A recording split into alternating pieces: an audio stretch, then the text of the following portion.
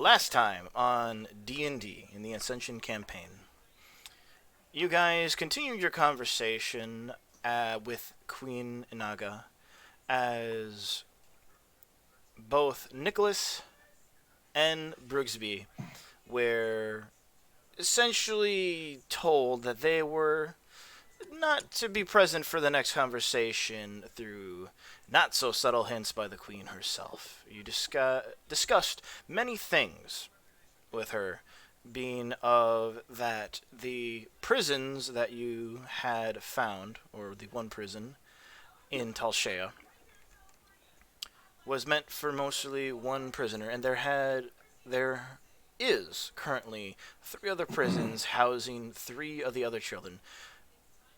Documents were supposed to be destroyed. General Ladrugos was not scorned, but reprimanded a little bit by the Queen and ordered immediately to seek out the other locations to learn about their current status. She cast a spell on you, Mass Gaius, to where some of you succeeded, some of you failed, and that the conversation at hand is only meant to be discussed with her and no one else. She had told you that she had been working on eliminating the threat of the doppelganger race that had plagued her in the past around the death of her mother and continued to be a nuisance up to this day. She had said she will work with you all on this matter to bring the utmost end to the doppelganger race.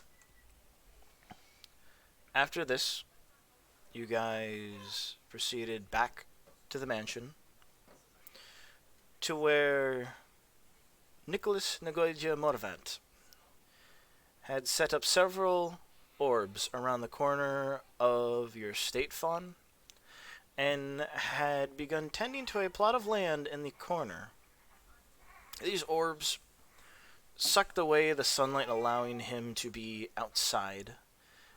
And in the garden, Ramiro, you notice several different plants of varying variety. One specifically you saw as a deadly nightshade plant, originating from Tanya, that you had used before in your adventures against monsters and things that go bump in the night. After this, the following morning, a small conversation was had, and we jump ahead to the current date of June and Matilda. Mostly everybody stayed behind. Vutha ran ahead to procure her now glorious and very immaculate bone crown, fixed with golden thread and thorns with a cherry ruby in the center of the headpiece, giving one last little have fun with your mate nod to June and Matilda. You proceeded to head back home. However, the one person who decided privacy wasn't as important as the good health of his companion June, Ramiro decided to follow along. Ramiro, tailing behind, followed June and Matilda to the edge of the waters of the lake, which is known as the Blue District.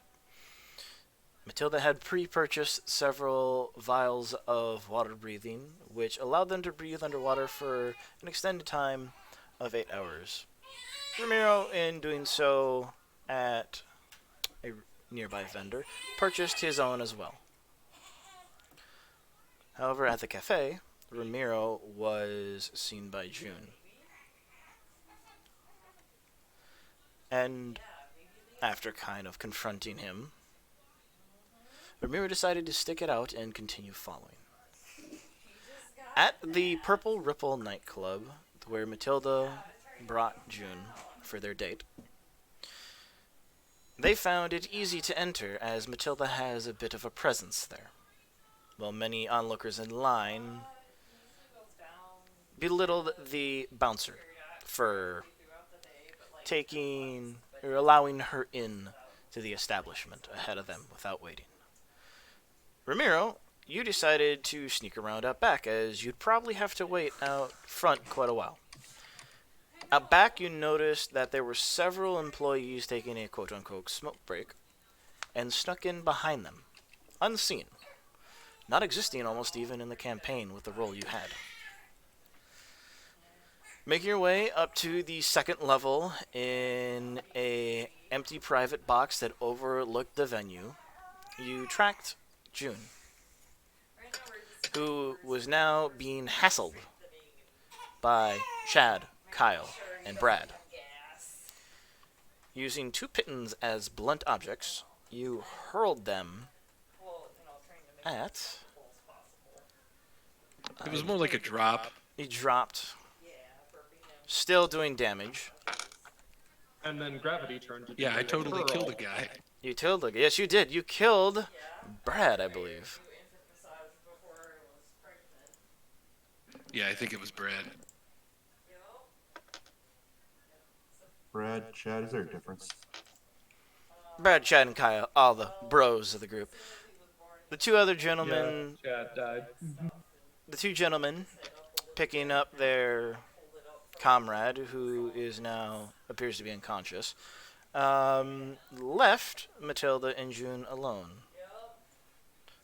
June, you had taken a substance that Matilda's friend offered, and she took it as well, without hesitation.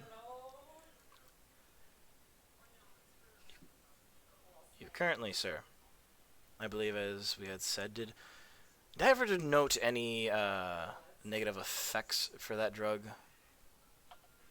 to you? You noted no negative effects. You simply said it's basically fantasy ecstasy. So, Gotcha. I love the taste of the color purple swimming through my nose. And everything tastes really, really good. And Everything's good. as the previous DJ exited, the announcer announced the new DJ, the premier show individual for the night. An individual wearing a mask, a white mask with the eye sockets of a circle and a square, and the mouth of an upside-down triangle, as DJ Kata takes the stage.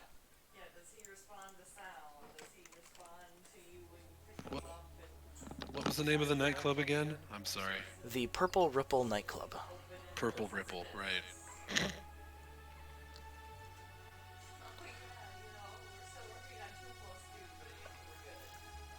June, you guys are currently at the bar. As the DJ begins to play the music, you see arcane runes appear in the air, and the atmosphere around you begins to ripple in light. People begin to glow different colors, alternating. Some glow purple and pink, others green and yellow. Matilda herself begins, and a few others you see in the crowd begin flashing orange. And then Matilda switches out to a light purple and then to a white, and kind of repeats that same arrangement, that same order. Yours goes from black to green, and then to a staticky gray. Am I seeing this? And continues to rotate. Yeah, you're watching this, Ramiro, up Yeah. above. Ramiro, your Uh-huh. colors, as you are listening, your colors as well begin to pulse. Yours begin to pulse brown and green. And at this point, it is very apparent that you are in the box. Any further stealth checks will be made with disadvantage. So everyone's... Sorry, 1 second. Coughing. So everyone's glowing, it's not just... Everybody's glowing. It seems to be the effects of the music on the party And It's a bard casting prestidigitation on everyone. On everyone. a large one. And June, I would like you to make a perception check. As Matilda says, like, "Oh, watch my belongings for a moment." Or sorry, honey, watch my belongings for a moment. I need to go use the little girl's room. And as she leaves, what did you get for your perception check? Still working on that. Not sure why it's not working.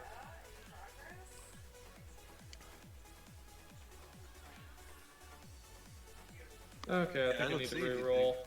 I think I need to refresh.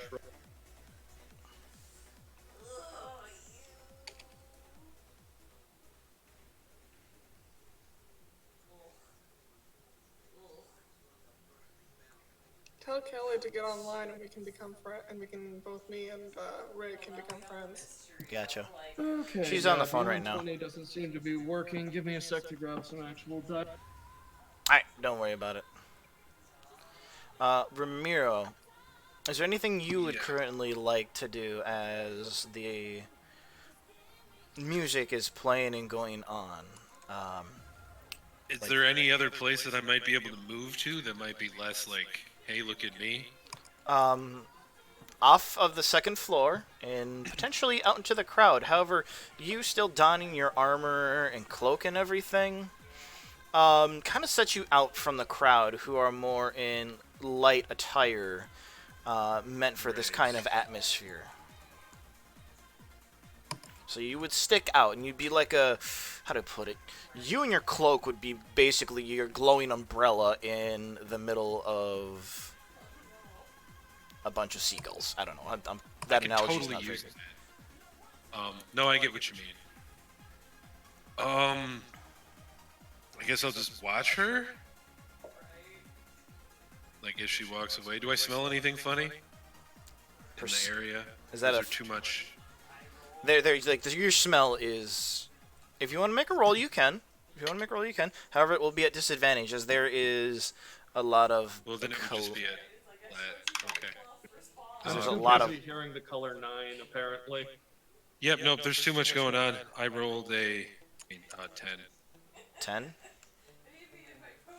Yeah, Better than like me, I got a 3. most of what you see is like just people out having a good time, drinking. You can kind of tell like some people who are swaying more than they should be, like either they're drunk or they definitely took something like.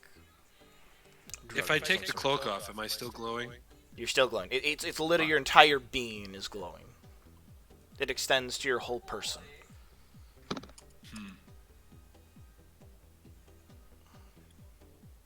Is there any way I could make my way into the crowd? Yes, you could exit out Be the. as inconspicuous as possible. Sure. Are you keeping your armor on? Are you taking anything off so that you aren't like combat ready, or like you're not one of the bouncers here? I mean, if I can find a safe place to put it all. This area where you are, this box that overlooks the area, is for private parties. You could leave your stuff right here, as the door when you snuck up here into the balcony was unlocked and no one was here. You can try and hide it. Yeah, Up I'm here. gonna try to hide it, but I will take it off. All right, give me a sleight of hand. So that'll be about 5 minutes. Let's go to June. June, you're 3. 15.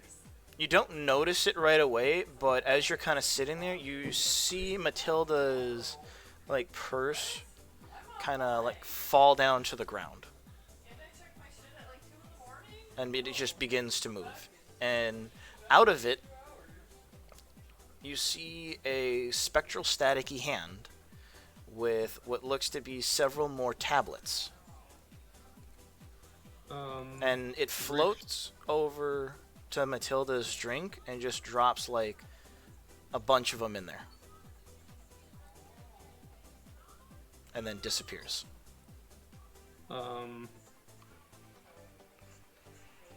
on with one hand, he'd just kind of pick up the.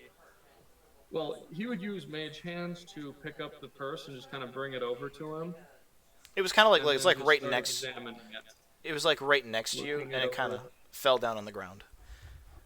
Um, Okay.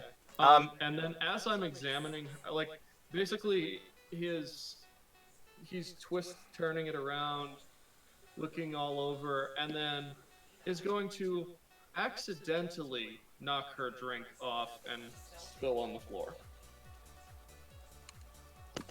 so when you do that, you see Matilda coming back, and in the background, like behind the noise, you hear like this sound of a girl just getting huffy, like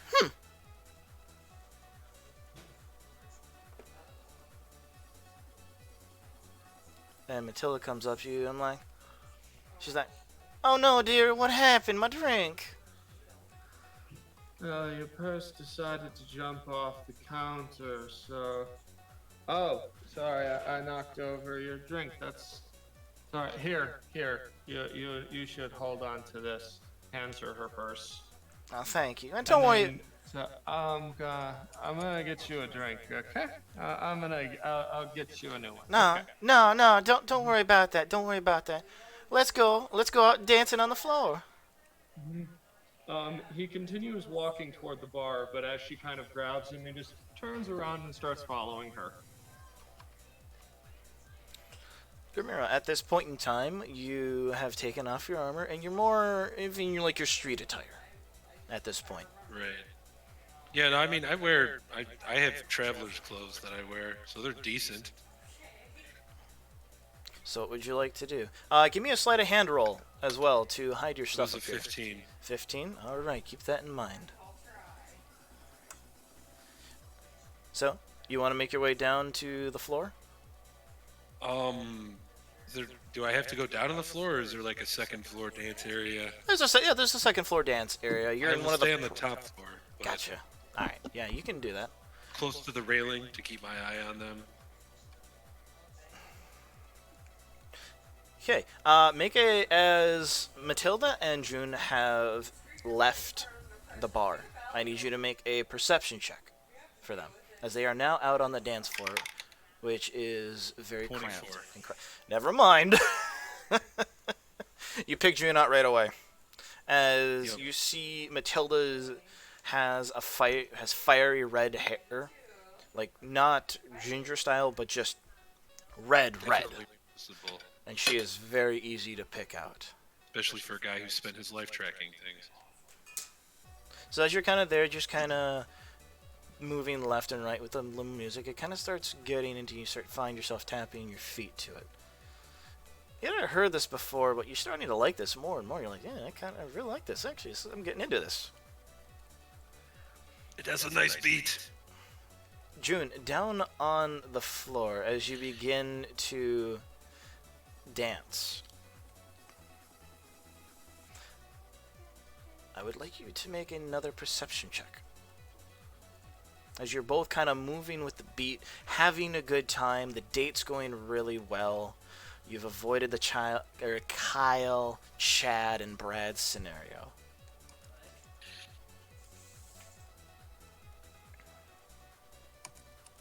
Yeah, apparently still too busy seeing the sound of the music, so because he's poor.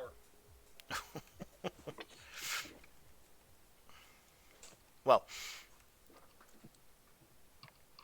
as the music starts to change and a new beat begins to swing, you hear Matilda let out a "Ee!"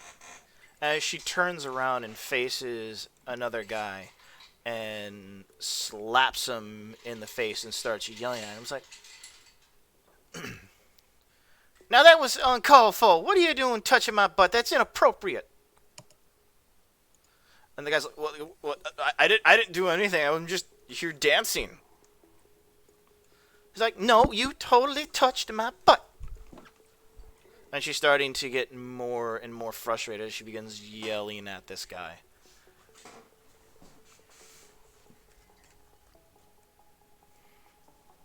Do you do anything, or you just let her keep yelling?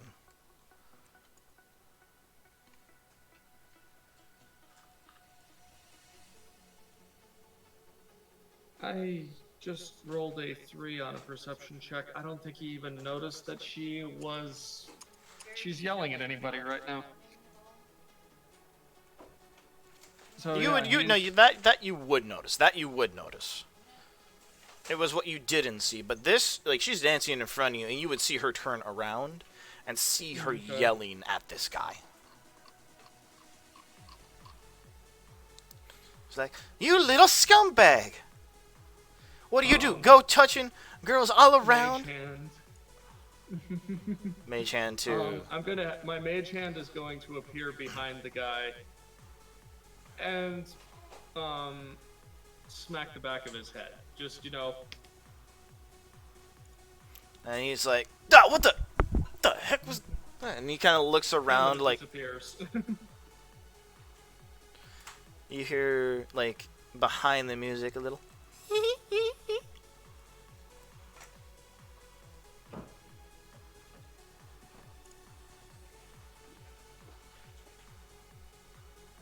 Ramiro, give me a perception check as all this is going down. 17. 17. I'm sorry, 18. 18. You see the staticky spectral hand kind of appear behind Matilda. And you kind of see it just do like a quick little grab of the guy's hand that she was yelling at. And the spectral hand just kind of takes it and smacks her right Right on in the lower, butt. right in the butt cheek. And then you see everything else ensue. I am not going to do anything. I'm just going to Um, watch. I continue having the mage hand just kind of stay near the back of his head, and whenever he stops moving long enough, just kind of give him another flick, and just keep doing that until since he's turned around. I'm sure Matilda's seen what I'm doing at this point, because I just kind of come up and casually put an arm around her and just watch him. She kind of like smiles. She's like, "Oh, you defending my honor. That's so cute." And he starts kind of like swatting at whatever it is, because he, like, every now and then he gets a little flick, and he just starts like bees around the guy. He just starts swatting. He starts freaking out,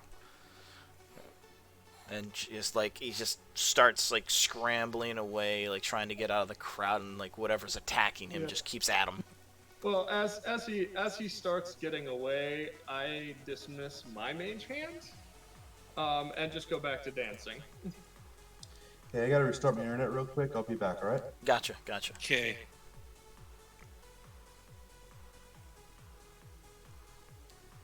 And as you guys continue dancing,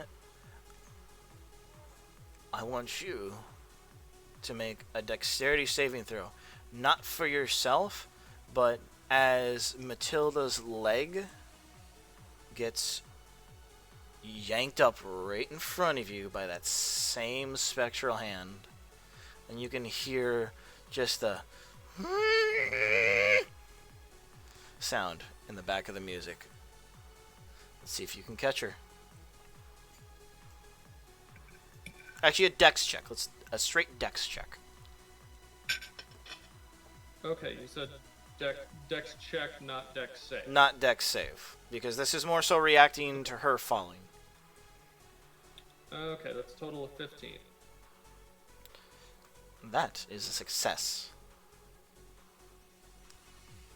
And as you catch her, roll me a straight charisma check with advantage.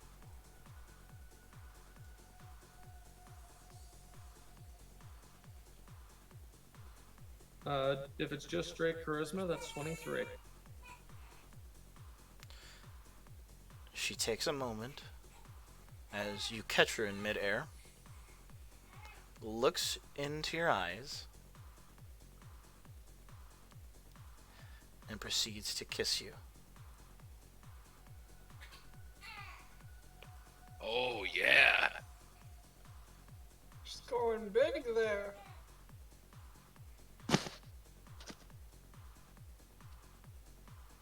Kind of stunned for a moment, but eventually starts returning the kiss. Ramiro, And then once that's gone on for slightly longer than it should, basically spin her up and get back into the dam.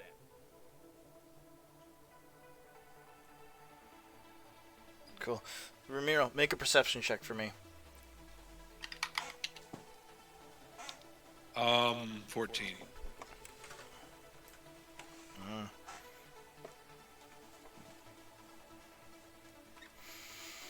That's not high enough to see what's happening at the bar.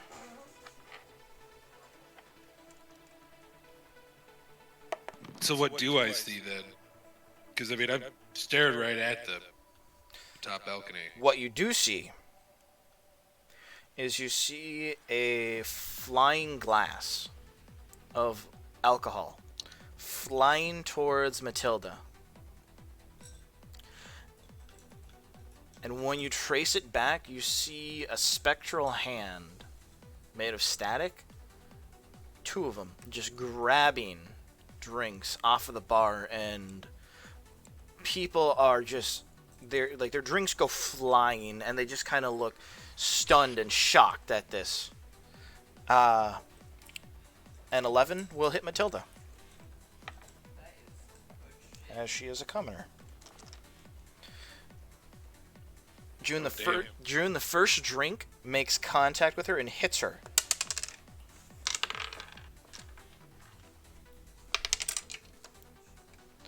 And she will take 2 points of bludgeoning damage. And now you are aware of this, as the drinks come flying towards you. Not aimed at you, but at her.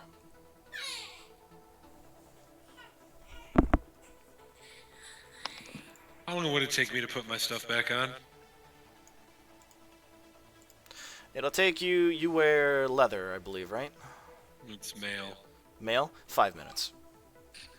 I'm gonna go run back and put it on, and then, yeah. June, right now, like, drinks of patrons are flying... Basically, the moment I see that, I'm going to start trying to cover her, essentially. Keep myself in between the drinks and her.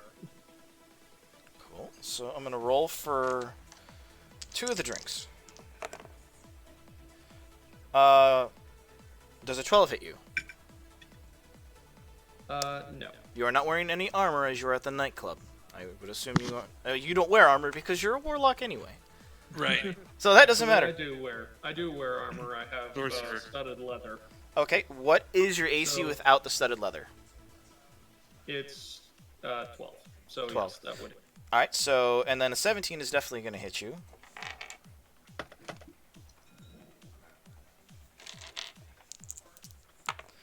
My dear boy, you will take 6 points of bludgeoning damage as 2 mugs come flying through the air and shatter upon you, hitting you.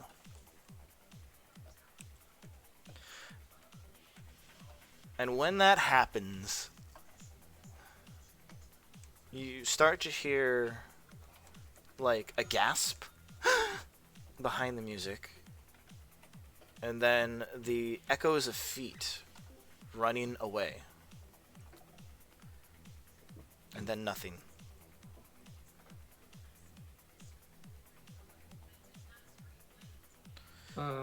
Matilda is slightly sticky over. from... Matilda is slightly sticky Yep. from the drink, and so are you. As alcohol has been poured on you from the flying glasses. Do you think we should step outside for a little bit? As I kind of look at my own outfit and hers, which are now thoroughly soaked in alcohol. Ow. She's just kind of like just wiping off. I'm like, c- can't you do some kind of magic or something I'll be right back in a second. to clean us up? Yes. Oh, yes, I can. I can do that. Can't? Yes, yes, I can. There's a little bit of static as he tries to prestidigitate, but he gets her cleaned off first, obviously, because he's a gentleman. And then he kind of turns to begin working on his own clothes and hair. As he takes her over to a table or the bar or what have you as he's doing this. Because he also wants to check and make sure she's not hurt. Matilda?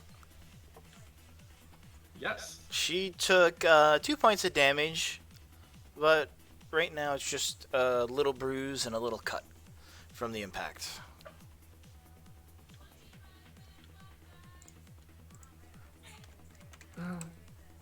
Unfortunately, we don't have any. I don't have any of my normal medics here to help with this, but fortunately, it looks like.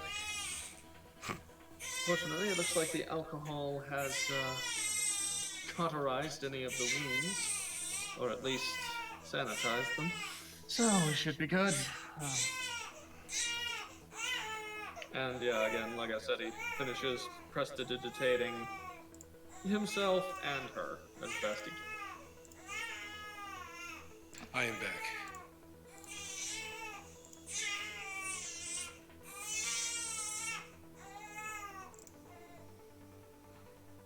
Welcome back.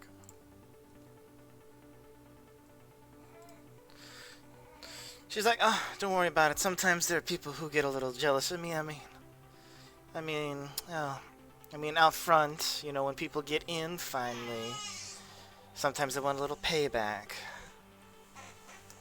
Well, I think they should be jealous of me having such a beautiful date. Oh. She kind of does the little, like, hands behind the back, you know, little shy motion. And as that happens, Ramiro, you get your gear back on. The music changes.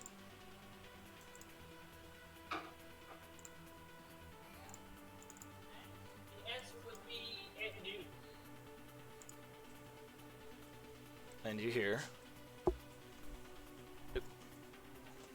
as I get a little flower crown from the wife.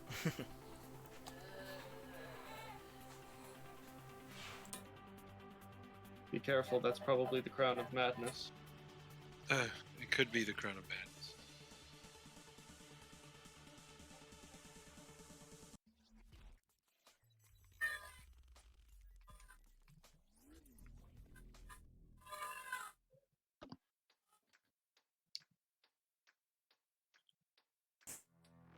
Now everyone, this will be the last song for tonight.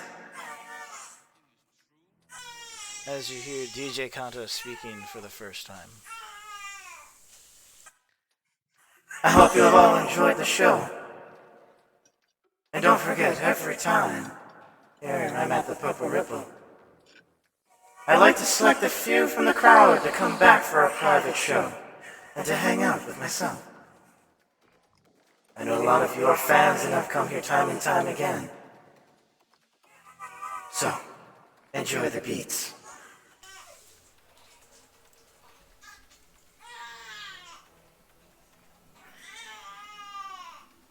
Did I see them go outside? They never went outside. Oh. We're basically at a table, booth, or near the bar, or wherever we can kind of sit down so I can prestidigitate. And while this is going around, the music has been going. You see that glow, that aura that people are giving off.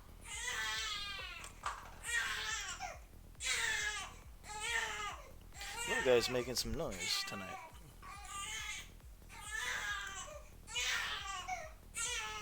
And as it does, you see the colors of people intensify. as the music continues. And towards the end of the song, you start to see spotlights appear around people as if they were being selected from the audience.